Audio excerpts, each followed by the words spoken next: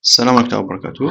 Aujourd'hui, on va voir comment on peut programmer le polynôme de Chebyshev avec MATLAB. Alors, tout à fait au début, je commence par une petite définition concernant ce polynôme. Le polynôme de Chebyshev, c'est un polynôme très particulier qui a des propriétés importantes utilisées souvent en analyse numérique. Donc, ce polynôme peut être écrit de trois façons différentes. La première façon est la suivante. Donc, t de x égale cosinus n arc cosinus de x, avec x appartient à moins 1. Alors, vous allez me dire que cette écriture est un peu bizarre parce qu'on voit devant nous une équation, une fonction plutôt. On voit ici une fonction trigonométrique et non pas un polynôme. En réalité, si on fait un certain changement de variable, on peut passer de cette écriture à l'écriture algébrique classique. On peut aussi écrire le polynôme de Chebyshev sur la deuxième forme.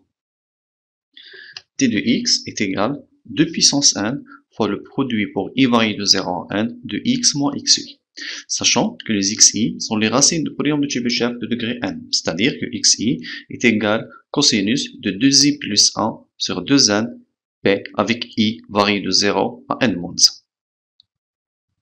Bien ici, comme je dis, le i varié de 0 à n moins 1.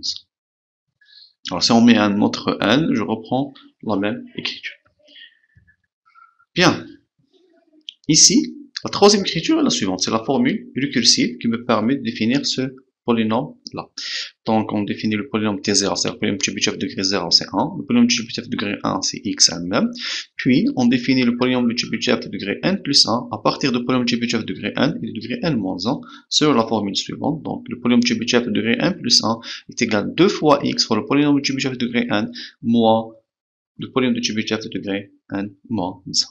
Alors ce qu'on va faire dans ce petit exercice, mais ce petit TP, c'est de pouvoir programmer la deuxième et la troisième formule. Alors je commence par la deuxième formule. Alors je passe MATLAB. On commence à travailler. Comme on a l'habitude de faire, on va écrire dans le fichier script les instructions nécessaires et on va le développer, le transformer en une fonction. Alors, qu'est-ce que je dois avoir? Je dois avoir un vecteur qui contient les racines du polynôme de Chebyshev. Alors pour cette raison, je fais une boucle, donc pour i varié de 0 jusqu'à n-1, donc le n doit être introduit tout à fait au début. Pour i varié de 1 jusqu'à n-1, qu'est-ce que je fais? Je dois mettre x de i, bon, x de i plus 1, parce que pour le MATLAB, n'a pas d'indice 0.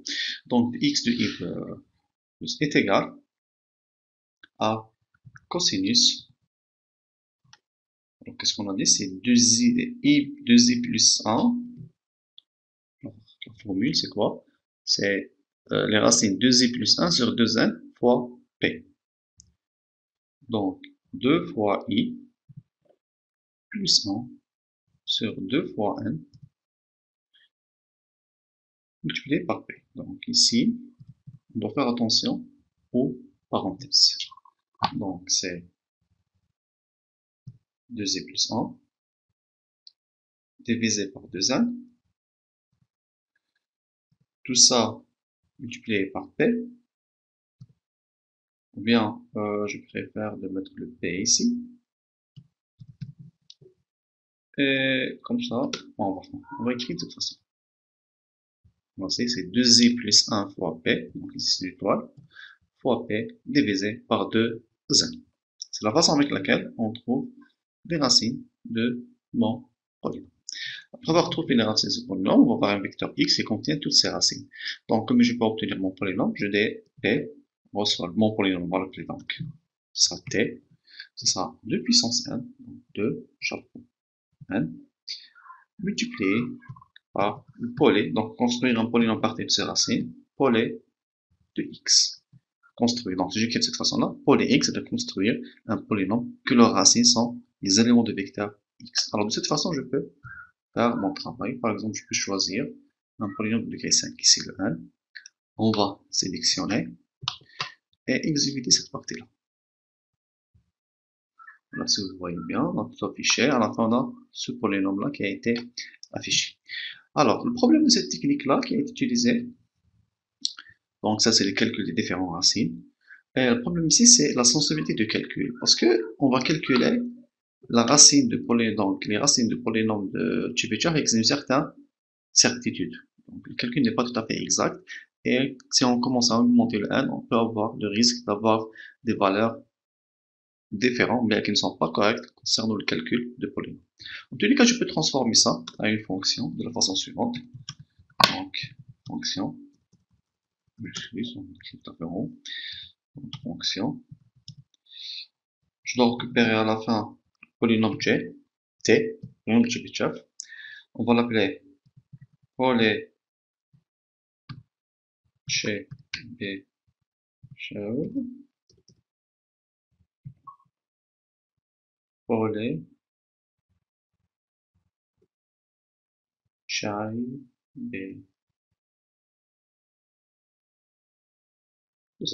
Polynôme de Chebyshev, oui. Variable d'entrée, c'est le degré de polynôme de Chebyshev. Comme ça, j'ai transformé mon code en une fonction. Donc, cette fonction a une seule variable d'entrée qui est le 1 et une seule variable de sortie qui est le t. Donc, on va introduire le degré et on va construire mon polynôme. Donc, on va enregistrer cette fonction. Je pense qu'on a l'habitude de faire ça enregistrer dans le TP, donc fichier TP qui est sur le bureau. Polynôme Chebyshev. Là, on va sauvegarder et on va tester. Donc, qu'est-ce que je fais ici? Donc, pour pouvoir l'exécuter, bien sûr, je dois indiquer là où a été enregistré. Bien, je passe l'écran, on commence à travailler. Bien sûr, je m'intéresse pas à voir l'affichage ou les valeurs des vecteurs X, je m'intéresse uniquement à voir la valeur finale. J'ai testé que ce code fonctionne. Je vais plus mettre le I ici, fonctionne correctement. Donc, je vais mettre les points virgules. Je m'intéresse pas à voir l'affichage. Donc maintenant, après avoir enregistré mon fichier, bien ma fonction, je vais enregistrer avec le même nom, c'est polychebyshev. Donc je l'ai enregistré dans le desktop, dans le bureau, dans un dossier qui s'appelle TP. Pour pouvoir l'utiliser, je dois passer ici, indiquer là où il était enregistré. Donc ça c'est la première possibilité. Donc desktop, j'appuie sur TP, j'appuie sur sélectionner folder. Ou bien, il y a une autre possibilité. Alors, je suis là. Vous avez ici éditeur. Il y a ici ce triangle vert. Je peux cliquer sur ce triangle. Bien, pour exécuter. Donc ici, il va ouvrir cette fenêtre qui me demande de je dois indiquer ici là, là est enregistré, je fais change folder et je peux l'utiliser maintenant. Bien sûr, j'ai un message d'erreur parce qu'il va exécuter la fonction sans paramètre d'entrée, il va afficher ce message d'erreur. Alors je reprends, donc le variable d'entrée c'est le degré de mon polynôme. Je peux mettre par exemple, alors si c'était 1, ce sera 2, ça c'est bizarre. Si c'était 2, bien ici il y a une faute dans la formule qui a été utilisée. C'est pas de puissance n, c'est de puissance n-1 de cette façon-là. Donc, je vais enregistrer une deuxième fois. La formule ici, normalement, c'est 2 puissance n-1. Pour qu'il s'apparaisse, je dois mettre 2 puissance n-1. Bien. Je reprends. On va essayer d'utiliser une deuxième fois. Donc, un polynôme de degré 1, c'est le 1, c'est x. Le polynôme de degré 0, dès qu'il y a un message d'erreur, donc on peut pas le faire, le degré 0, on peut pas le passer, c'est la constante 1. Donc, je peux ajouter ça comme une condition, ici. If n est égal à 0, égal c'est 2 fois égal, qu'est-ce que je fais? Donc, t reçoit 1. Bon, à la limite, c'est le polynôme type chef de degré 0. Else, on aura ce code. Et enfin, je dois mettre le voici. Donc, voici la façon de faire programmer ce polynôme. On a corrigé l'erreur. Bien, le cas particulier qu'on n'a pas traité. Et je peux reprendre maintenant. Regardez. Si c'était un 0, ça donne la constante 1. Si c'est 1, on va donner x. Donc c'est x moins 0. Si c'était 2 lors de le polynôme du Tchebichev de degré 2, 1c de suite, qui est 2x au carré moins 1, qui est comme racine 1 sur 2, racine de 1 sur 2, plus ou moins. Donc ça c'est la première façon de programmer le polynôme de Tchebichev. Maintenant, je passe à la deuxième, qui utilise la formule de récurrence. Alors la deuxième est vraiment intéressante pour moi. Donc on va travailler de la même façon. Donc pour ici, j'aimerais bien effacer l'écran en CSL, c'est comme ça. Effacer les variables qui existent, effacer l'écran. Je reprends ici, je reviens ici, on va commencer à écrire.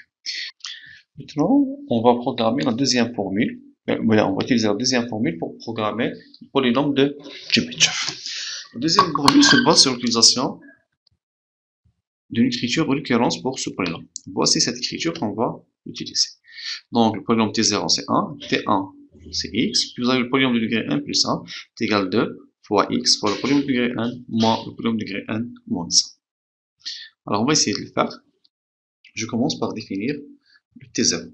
Donc, T0 c'est la constante 1. Je passe au T1.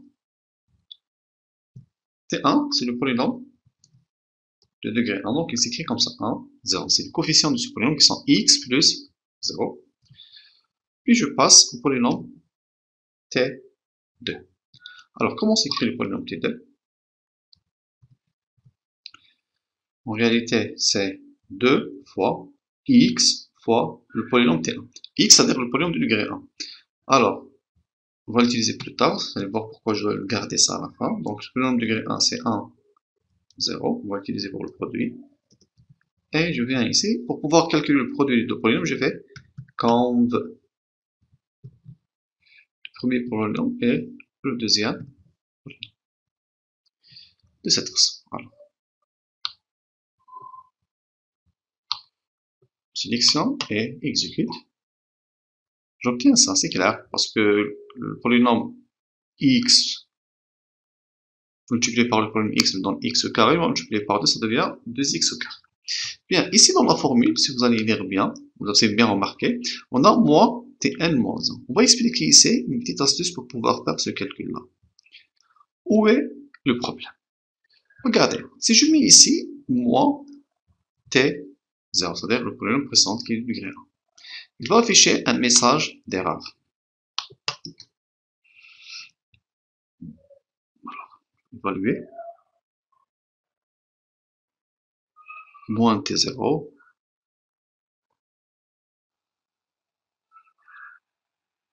Donc, qu'est-ce qu'elle a fait? De chaque, donc ça c'est pas correct ce qui a été fait.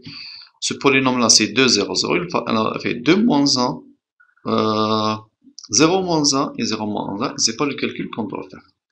Pourquoi? Parce qu'elle a considéré que T0 c'est une constante, un vecteur moins une constante, mais chaque élément de ce vecteur moins cette constante-là. Donc je ne peux pas faire le travail de cette façon-là.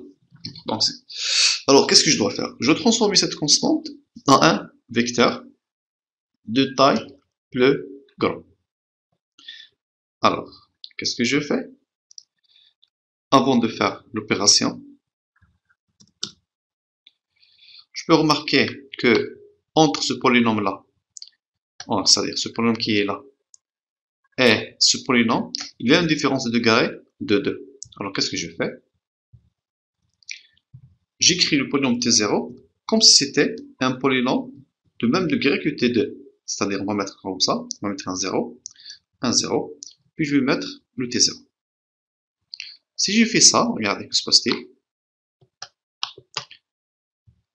Il va afficher le T0 sur la forme d'un vecteur avec 3 éléments. Donc 3 éléments, c'est comme si on a utilisé un polynôme de degré 2. Puis qu'est-ce que je peux faire? Je reprends, je mets T2 reçoit T2 moins T0. Et je peux exécuter cette instruction pour obtenir mon polynôme.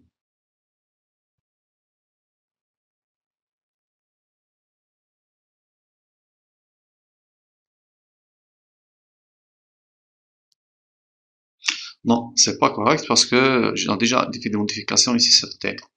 Donc je reprends. Voici l'ancien calcul. Je reprends, j'exécute ça de nouveau. Voici le calcul correct. Donc tout à fait au début, il y avait une erreur de calcul parce que le T2 a été modifié. Donc maintenant, voici le polynôme qu'on obtient, c'est 2, 0, 1. Pratiquement, c'est le même polynôme précédent. Alors, si on va continuer à faire de cette façon-là, si je vais avoir le T3, qu'est-ce que je dois faire? T3 reçoit 2 fois conf.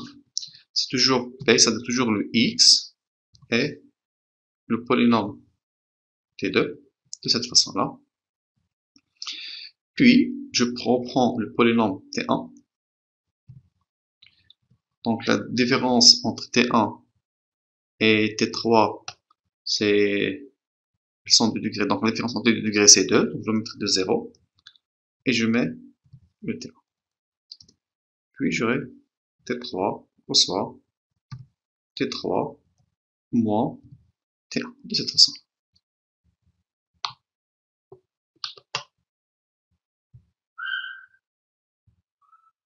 Ah, j'ai fait une petite erreur ici. J'ai oublié le V. Je reprends. Voici le polynôme de Tchébychev de degré 3. Ainsi de suite. Bien sûr, on ne peut pas faire un code de cette façon-là. Qu'est-ce que je dois faire? Je dois commencer à construire une boucle. Alors, on commence à organiser notre travail, mettre une boucle. Donc, on a toujours le degré de notre polynôme jusqu'à 1. Donc, 1 c'est le degré du polynôme. On va voir quelle sera la valeur de 1, la valeur initiale de i. 1. Alors, comment on va écrire ça? Regardez, je commence par cette instruction. T0 reçoit 0, 0, T0, donc c'est ça, je fais ça. Puis, on va faire le produit. Et sur la même ligne, je mets moins T0. Bien. Maintenant, avant de sortir de la boucle for, je vais faire une petite modification concernant les valeurs. Alors, à T0, on va affecter T1. À T1, on va affecter T2. De cette façon. T0 reçoit T1. Et T1 reçoit T2. Pour pouvoir faire la suite de calcul des autres instructions, je supprime cette partie. Parce que c'est remarqué ici, bien, dans le deuxième calcul, T2 a joué le rôle de T1 et T1 a joué le rôle de T0. Donc c'est pour ça que je dois faire cette affectation-là qui est là. Donc je peux effacer tout ça. Alors, d'où varier le 1. Bien sûr, vous avez ici T0 de 1, T1 c'est 1, 0, T0, donc le 1 varie à partir de 2. Première valeur possible de i c'est 2. On va transformer ce code-là en une fonction.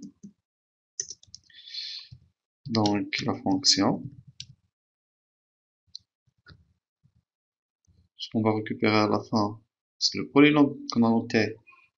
Bon, je l'anticipe t. On va l'appeler polé Tchébychev.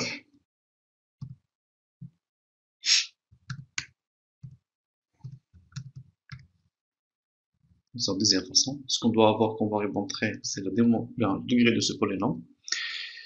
Alors, à la fin, ici, après avoir fait la boucle, je vais mettre t en soi t2. Bien. Est-ce qu'il y a un truc à mettre? Donc, bien. Il y a une remarque à ajouter. Regardez. If 1 est égal à 0. Alors, qu'est-ce qu'on fait dans cette situation? Le t reçoit 1. Else, if 1 est égal à 1, je mets t reçoit le x, c'est-à-dire 1, 0. Else, j'aurai cette dernière valeur. Je change le point de vue. et je mets le AND pour l'X. C'est concerne le variable de sortie. Donc, ça, normalement, j'ai terminé mon programme. On va le sauvegarder.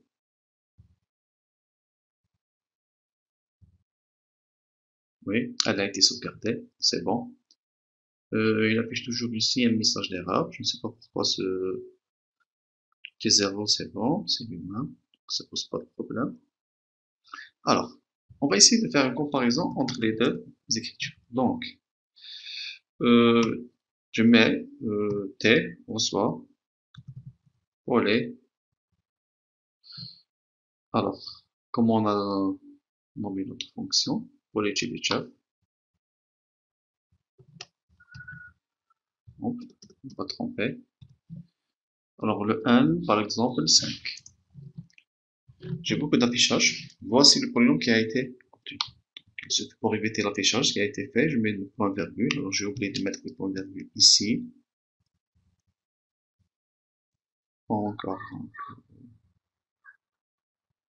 C'est bon, enregistré. On va faire le travail. Voici le polynôme Chebyshev de degré 5 qui a été obtenu par cette fonction-là.